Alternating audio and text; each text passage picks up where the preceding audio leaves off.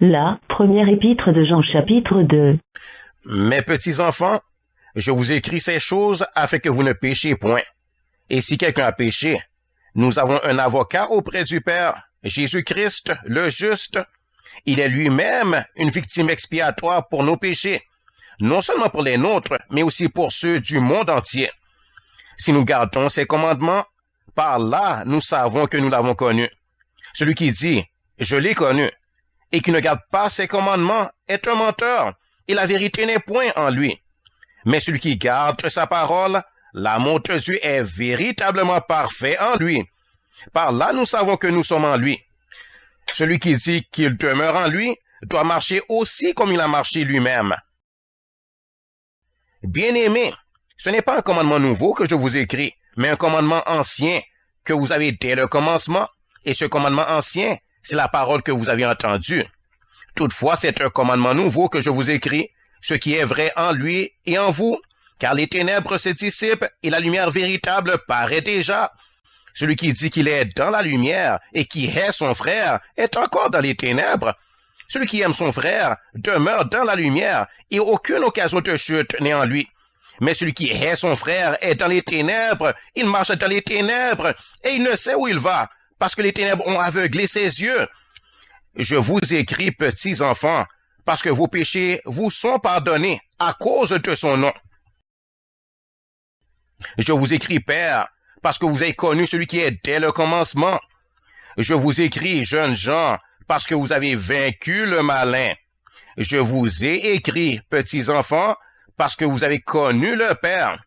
Je vous ai écrit, Père, parce que vous avez connu celui qui est dès le commencement.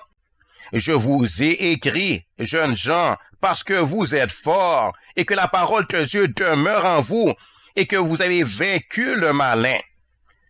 N'aimez point le monde, ni les choses qui sont dans le monde. Si quelqu'un aime le monde, l'amour du Père n'est point en lui, car tout ce qui est dans le monde, la convoitise de la chair, la convoitise des yeux, et l'orgueil de la vie ne vient point du Père, mais vient du monde. Et le monde passe, et sa convoitise aussi, mais celui qui fait la volonté de Dieu demeure éternellement. La première épître de Jean chapitre 2. Petits enfants, c'est la dernière heure, et comme vous avez appris qu'un antéchrist vient, il y a maintenant plusieurs antéchrists. Par là, nous connaissons que c'est la dernière heure. Ils sont sortis du milieu de nous, mais ils n'étaient pas des nôtres, car s'ils eussent été des nôtres, ils seraient demeurés avec nous, mais cela est arrivé afin qu'il fût manifeste que tous ne sont pas des nôtres. Pour vous, vous avez reçu l'onction de la part de celui qui est saint, et vous avez tous de la connaissance. Je vous ai écrit non que vous ne connaissiez pas la vérité, mais parce que vous la connaissez, et parce qu'aucun mensonge ne vient de la vérité. Qui est menteur, sinon celui qui nie que Jésus est le Christ? Celui-là est l'antéchrist, qui nie le Père et le Fils. Quiconque nie le Fils n'a pas non plus le Père. Quiconque confesse le Fils a aussi le Père. Que ce que vous avez entendu dès le commencement demeure en vous. Si ce que vous avez entendu dès le commencement demeure en vous, vous demeurerez aussi dans le Fils et dans le Père. Et la promesse qu'il nous a faite, c'est la vie éternelle. Je vous ai écrit ces choses au sujet de ceux qui vous égarent. Pour vous, l'onction que vous avez reçue de lui demeure en vous, et vous n'avez pas besoin qu'on vous enseigne. Mais comme son onction vous enseigne toutes choses, et qu'elle est véritable, et qu'elle n'est point un mensonge, demeurez en lui, selon les enseignements qu'elle vous a donnés.